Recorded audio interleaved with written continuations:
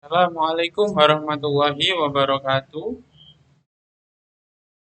Selamat pagi adik-adik, bagaimana kabar kalian?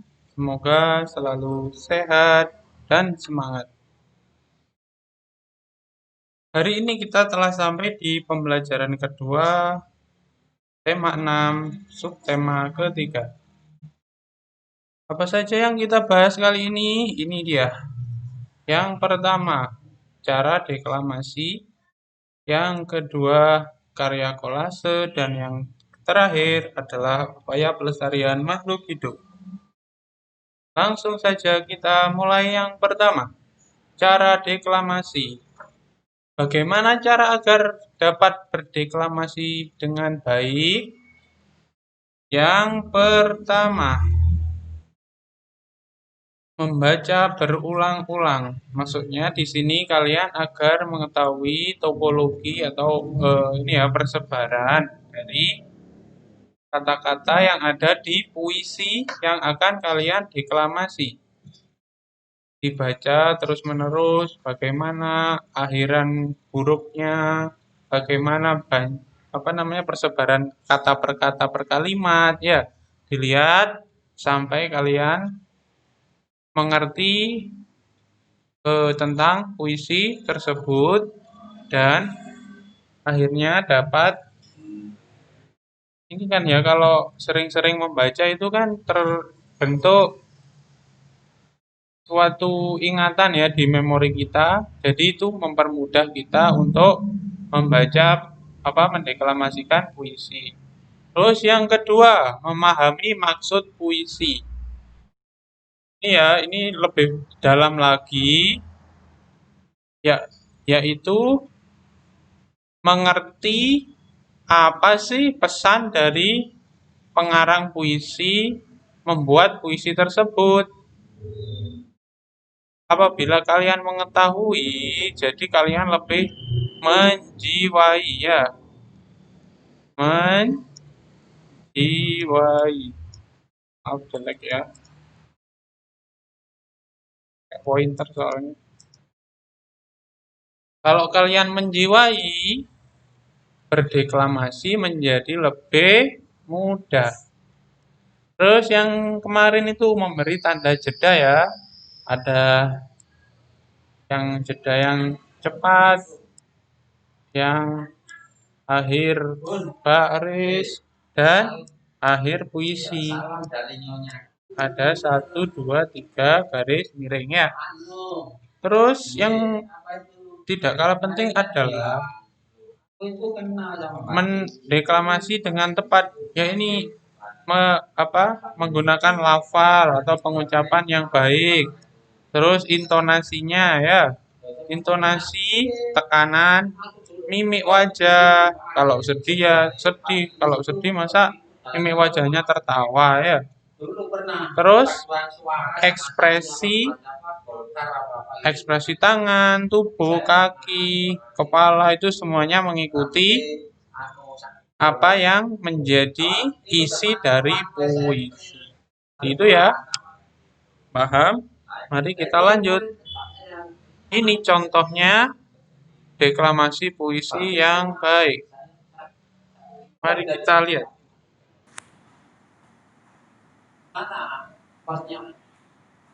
Surat dari Ibu, karya Asrul Sani.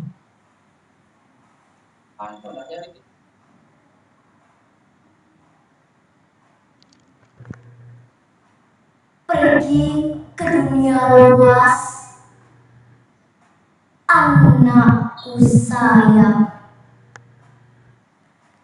Pergi ke hidup bebas, selama angin masih angin guritan dan matahari pagi menyinar daun-daunan dalam rimba dan padang hijau.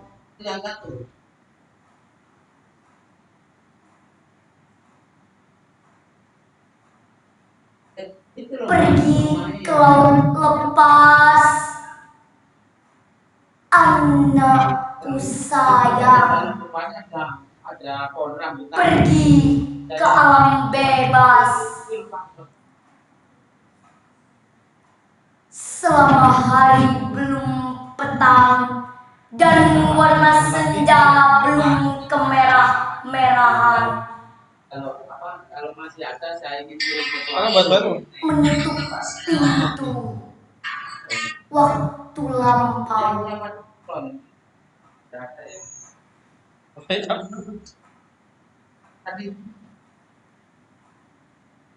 Jika bayang telah pudar dan laut pulang ke sarang, angin bertiup ke benua, tiang-tiang akan kering sendiri dan nahkoda sudah tahu pedoman.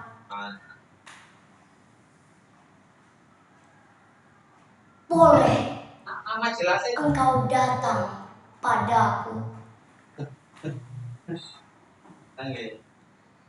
kembali pulang, anakku sayang, kembali ke balik malam.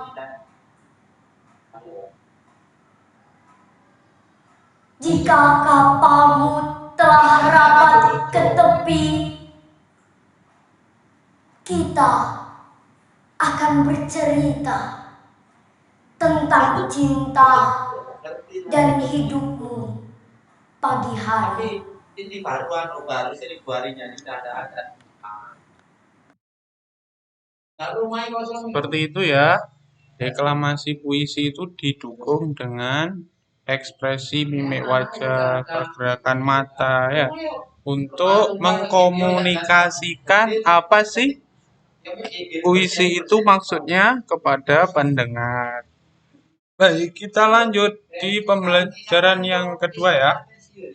Karya kolase. Apa sih karya kolase itu? Mari kita simak ya.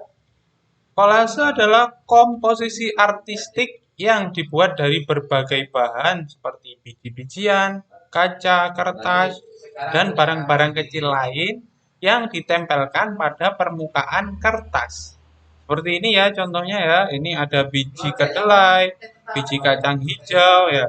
Ini kan ditempel ke dalam suatu bidang yang datar menggunakan lem ya.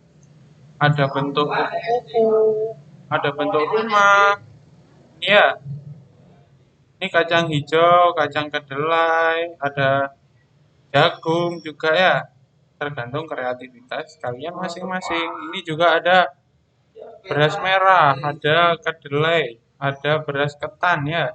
Terus ada biji millet ini. Pakai biji bunga matahari juga.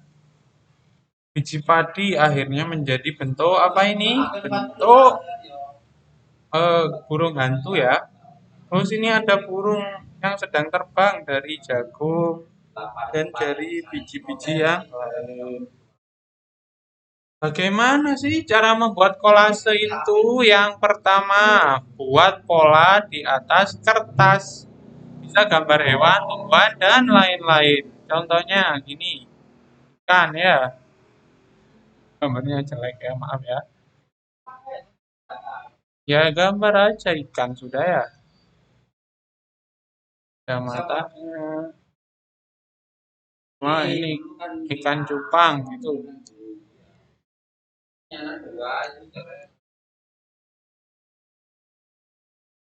Terus dikasih tempel-tempel gitu sudah. Seumpama ini eh, warnanya beda kan ya di sini ya. Di sini ditempel. Anggap aja ini sisiknya gitu. Nanti kalau tertata jadi bagus ya.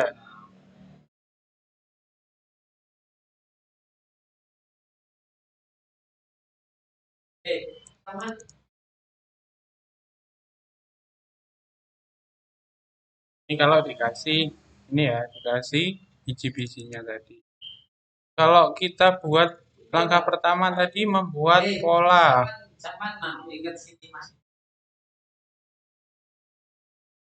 Terus dilumuri dengan lem.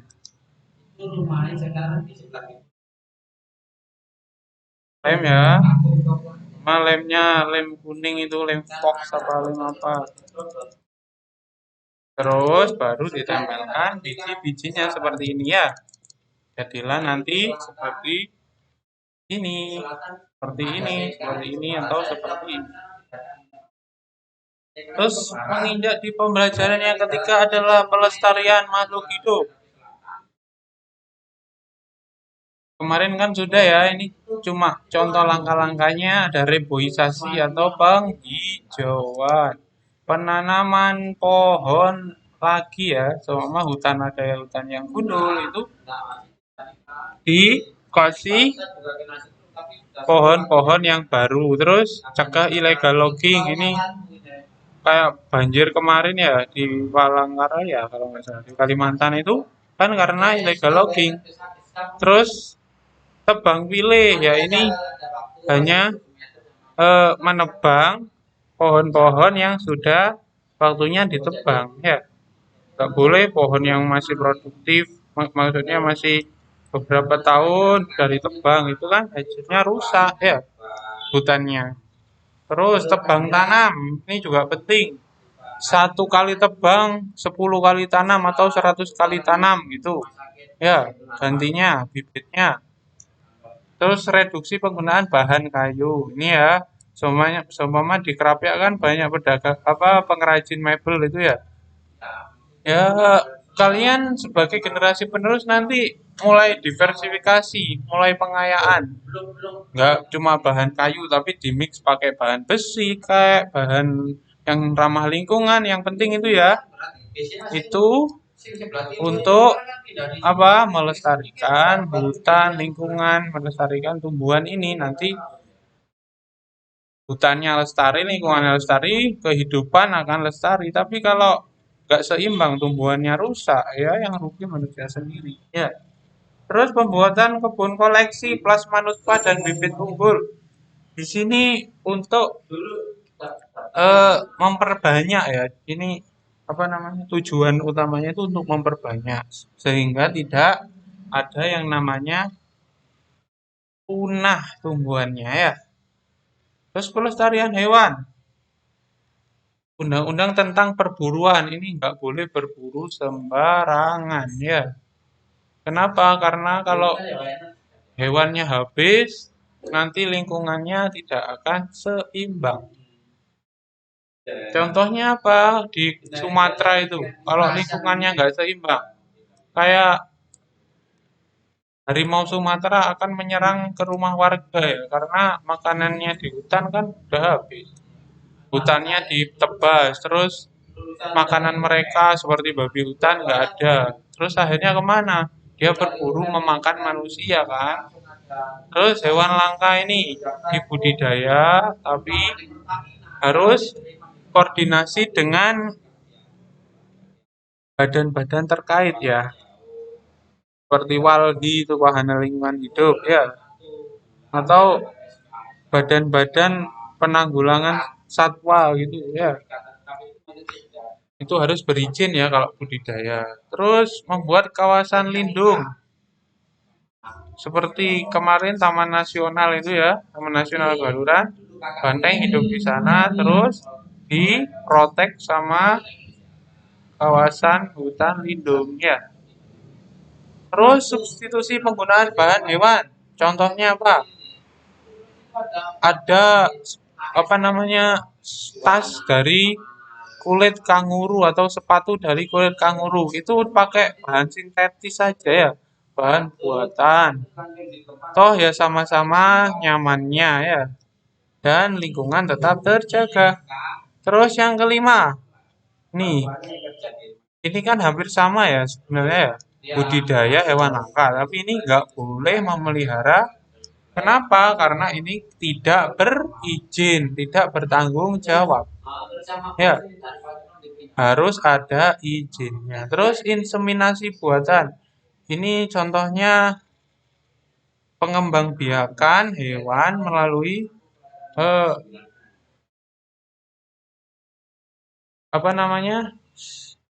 infiltrasi dari sel jantan ke tubuh betina. Jadi walaupun nggak ada hewan jantannya, ini bisa berkembang biak. Seperti itu mungkin pembelajaran video ini. Apabila ada pertanyaan, silakan melalui komen di Google Classroom. Kurang lebihnya mohon maaf, saya akhiri. Wassalamualaikum warahmatullahi wabarakatuh. Terima kasih.